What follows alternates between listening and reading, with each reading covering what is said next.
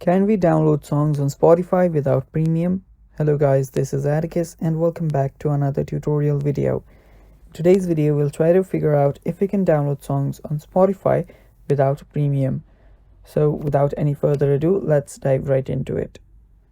So the first step is you'll need to have the Spotify app updated to the latest version. So for that you can head over to the App Store and head over to the search bar and simply search for Spotify.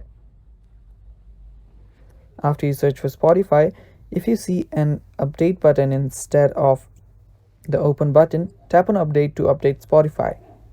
After doing that, let's open it up. And after opening this up, you'll notice that there are a lot of songs here. Now head over to any songs that you want. So let's search for any song here. So I'll just search for Yellow.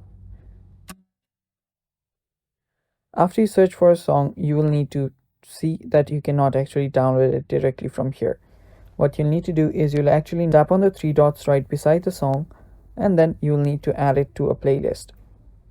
Tap on add to a playlist and choose any playlist. You can create new playlist, so let's do that. And after creating the playlist, you'll get the download button.